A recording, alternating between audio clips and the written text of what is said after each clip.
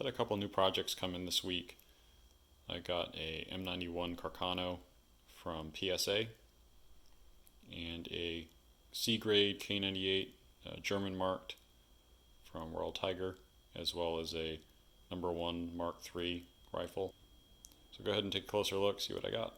Starting with the buttstock on the Carcano, actually looks really nice. I've gotten a couple of these from PSA, and they're usually in pretty good shape. This one looks like it was definitely refinished after the war at Arsenal. You can see it does have the top handguard.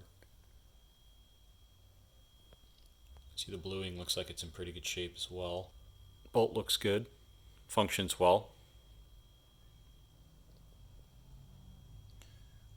You can see it has a 41 date there on the barrel, the Brescia factory. It's possible this got a new barrel at some point. It was actually an older model. Looking at the other side,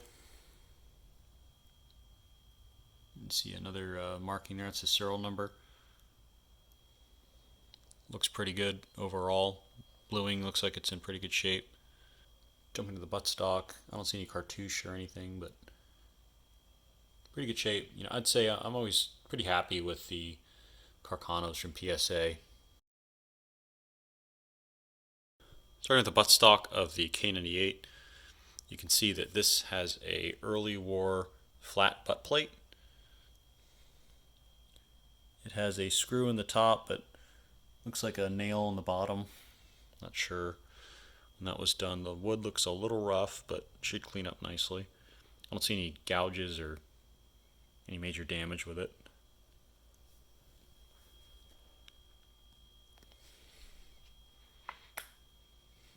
Some worn finish and some slight pitting here, but overall not too bad. I did test the functionality of the bullet. It does cock and the safety works just fine, so that's good. You can see it has the Waffenamps and the proof marks there. Only shame about it is it's advertised German marked, but there's not really much of a marking left. I can barely make out 147 1939, 147 is Sauer and Sons, the 1939 manufacturing date.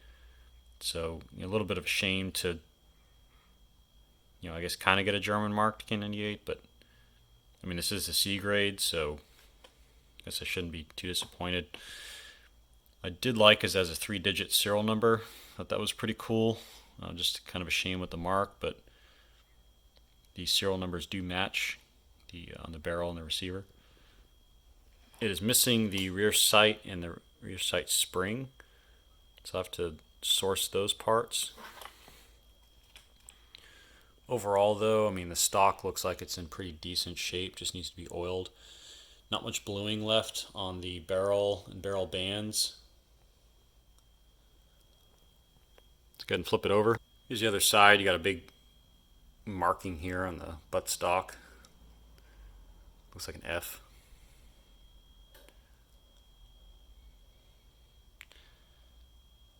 Here's those 3-digit serial numbers, 657.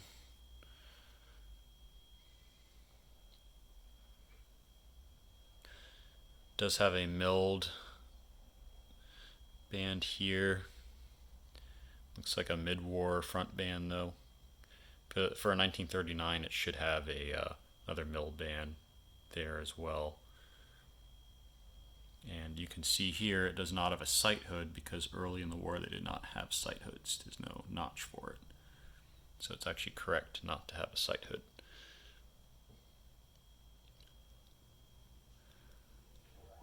So overall, I mean, I'm not disappointed with it. I mean, it was $4.99. I took a gamble on it, and looks okay. I actually couldn't check the bore. It had some kind of obstruction in there, and so I knocked it out with a brass rod. I'll show you what I found. This is what it came out. It was actually pretty hardened. There's more of it outside, but this is a good chunk of it. Looks like a bunch of dirt, and it does kind of stink a little bit, so who knows what it could be. But it was pretty much plugging up the bore, so I had to knock all that out with a good brass rod so I can get to the rifling. Rifling's pretty good on it. I'll do a preview of it here in a minute. But I was actually kind of surprised to see that it doesn't look too bad. It's just dirty. So I'll take some more pictures of it and videos of it as I go along in the cleaning process. So moving on to the #1 Mark III. This is one of their original condition models. They had them on sale at the time for I believe it was $4.99 with $50 off, so went ahead and purchased one. See what I get. Go ahead and take a closer look at it. The butt plate, the bottom screw here just fell out, so I set that aside. I don't want to lose it, but it just basically fell out. So I'm going to have to probably drill this out, put a hardwood dowel in, and re-drill the hole for this screw. If you do run into this problem, you really want to make sure you use a hardwood dowel, not just some softwood, like some of the hobby dowels, because it'll actually just end up, the screw will just come out again. So you want to use a hardwood dowel. You can get those at the hardware store. You can see some stock repairs here, as well as removal of the disc. They plug that up. So unfortunately, it looks like the original manufacturer mark no longer exists. Looks like it was ground off. You can kind of see some remnants of it. When I clean it, I'll see if I can see it any better. The bolt functions really well. Some slight pitting, but nothing really serious. Does look like it has a #4 magazine. Should go all the way to the bottom. I'll have to take a look at that. Also, we have a #4 magazine and #1. It's bound to happen. But I'll know when I take it out. The rear sight. Looks like the bluing's not bad on this one. I guess I'll see when I clean it. It could just be dirt. But so far it looks pretty good. Looks like the remnants of a sling.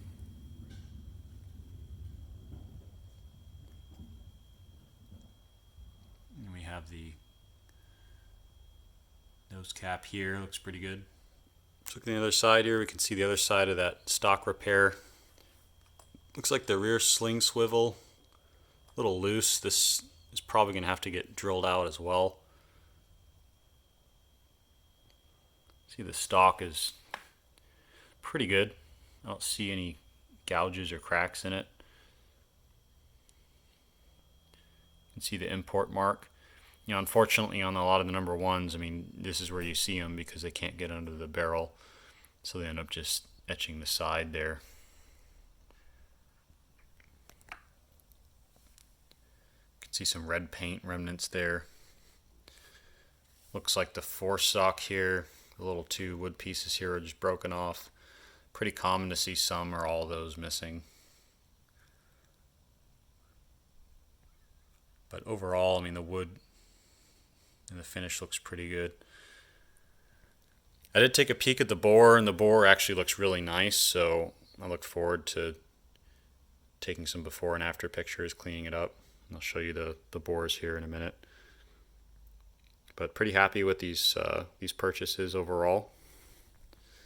I would say definitely the PSA Carcanos are worth the price. They're only $1.99, and they're not from the Africa cache. They're actually from the Italian police arsenals, so they're reasonably maintained. And for $4.99, I can't really complain about the K98. The only thing I'm sad about is just the marking on it. I really wish that marking was visible. For a German marked K98, that's kind of my only gripe with it. Is this should probably be considered a refurb at this point, as opposed to a German marked. I would think that the C grade for it, just having the rear sight missing would warrant a C grade and, not mean that your marking isn't visible. That's my only complaint about this one, is that this should have been sold as a Yugoslavian refurb as opposed to a German marked. And for the Enfield, for $50 off, so far it looks pretty good. I'll have to take it apart, check it out, but I have to say the bore on it is really nice, so looking forward to cleaning it up. So go ahead and check in as I go through these weapons. I'll post some individual cleanup videos and show you how they turn out.